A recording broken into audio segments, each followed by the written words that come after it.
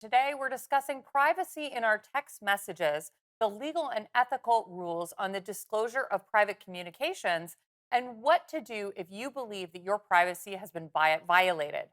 Earlier this year, actor Jonah Hill's private text messages to his ex girlfriend were posted on social media.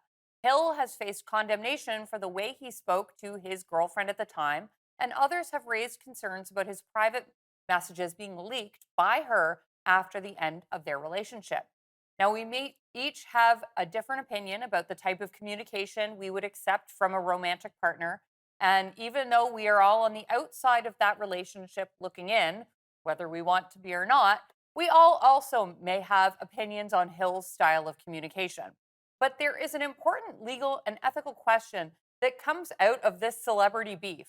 What reasonable expectation of privacy do we have in text or other private communications, especially with current or former romantic partners? Here today to discuss this are two experts. Maura Grossman is a research professor at the University of Waterloo, and Irina Raisu is the director of internet ethics at Santa Clara University. Thank you both so much for joining me today. Now, don't worry, I'm not going to ask your opinion on the way Jonah Hill spoke to his ex girlfriend, unless you want to give it to me. But what I do want is your opinion on the legal and ethical questions about disclosing private messages. Maura, how does Canadian law treat text communication? What can you tell us about what scenarios might create legal recourse for posting private communication like this? So I'll start. Thank you for having me. I'll start with saying that I'm a U.S. lawyer, not a Canadian lawyer. But here's what I can tell you. I think in this particular area, the law may differ between the two countries, and here's why.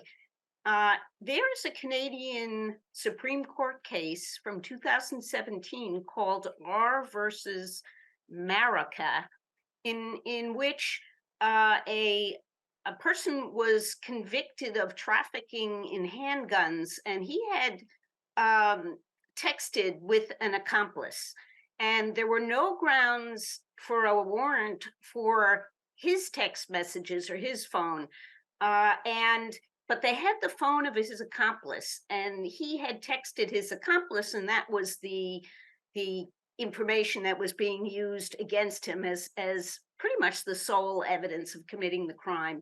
And surprisingly, the Supreme Court ruled, they set aside the conviction, ruling that he had a legitimate expectation of privacy in his text messages to his accomplice about this alleged crime, because firstly didn't come from his phone, they came from somebody else's phone, and they specifically mentioned that he had said to the other person, don't forget to delete these.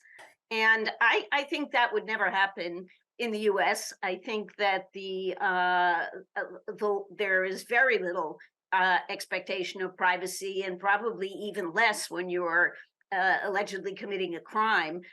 So Canada does seem to have a bit more protection. Now, this was in the criminal area specifically, but the court is very clear to say that expectation of privacy really depends on the facts and circumstances, and they look at whether what was the subject matter that you were texting about.